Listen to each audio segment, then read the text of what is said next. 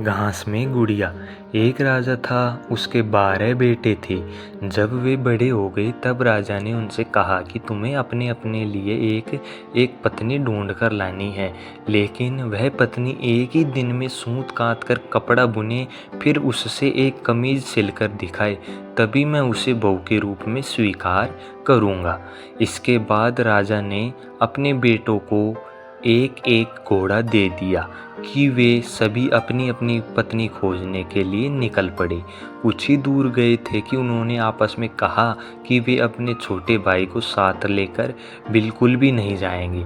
वे उन्हें छोड़ गए। 11 भाई अपने छोटे भाई को अकेला छोड़कर चले गए। वह रास्ते में सोचने लगा कि वह आगे जाए या लौट जाए।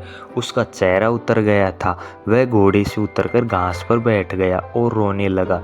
रोते रोते अचानक चौंक गया। उसके सामने की घास हिली और कोई सफ़ेद चीज़ उसकी ओर आने लगी। जब वह चीज़ राजकुमार के पास आई तो उसे एक नन्ही सी लड़की दिखाई दी। उसने कहा, मैं छोटी सी गुड़िया हूँ, यह घास पर ही रहती हूँ, तुम यहाँ क्यों आए हो, मुझे बताओ। राजकुमार ने अपने बड़े भाइयों के बारे में बताया। उसने अपने पिता की शर्त के बारे में भी उसे बताया।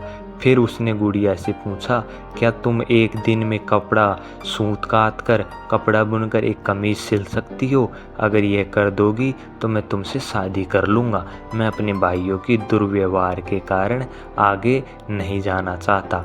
गुड़िया ने कहा, हाँ कर दी।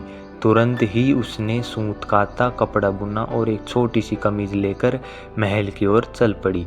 जब वह महल पहुंचा तो उसे शर्म आ रही थी, क्योंकि कमीज बहुत ही छोटी थी।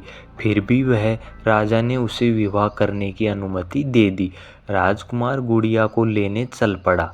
जब वह घास पर बैठी गुड़िया के पास पहुंचा तो उसने गुड़िया को घोड़े पर बैठने को कहा। गुड़िया ने कहा, मैं तो अपने 2 चूहों के पीछे चांदी की चम्मच बांधकर उसमें बैठ जाऊंगी। राजकुमार ने उसका कहना मान लिया। राजकुमार घोड़े पर सवार हो गया। गुड़िया चूहों के पीछे बंधी चांदी की चम्मच पर सवार हो गई। राजकुमार सड़क के एक ओर चलने लगा, क्योंकि उसे डर था कि कहीं कहीं उसके घोड़े के पाँव के नीचे गुड़िया नहीं आ जाए। गुड़िया सड़क के जिस ओर चल रही थी उस ओर एक नदी बह रही थी। अचानक गुड़िया नदी में गिर गई, लेकिन जब वह नदी के अंदर से ऊपर आई तो राजकुमार के समान बड़ी हो गई थी। राजकुमार बहुत प्रसन्न हुआ। राजकुमार महल में पहुंचा तो उसने सभी अपनी पत्नी होने वाली पत्नियों के साथ वहां आ चुके थे, उसके बड़े भाई। लेकिन उसके भाइयों की पत्नियों का न अच्छा व्यवहार था, न ही वे सुंदर थी। जब उन्होंने अपने भाई की सुंदर पत्नी को देखा तो वे सभी जल भुन गए। राजा को पता चला कि बड़े पुत्रों ने छोटे राजकुमार के साथ दुर्व्यवहार किया है, तो उसने बड़ों बेटों की खूब निंदा की। फिर छोटे बेटे को गद्दी सौंप दी। छोटे राजकुमार का विवाह गुड़िया के साथ धूमधाम से हुआ।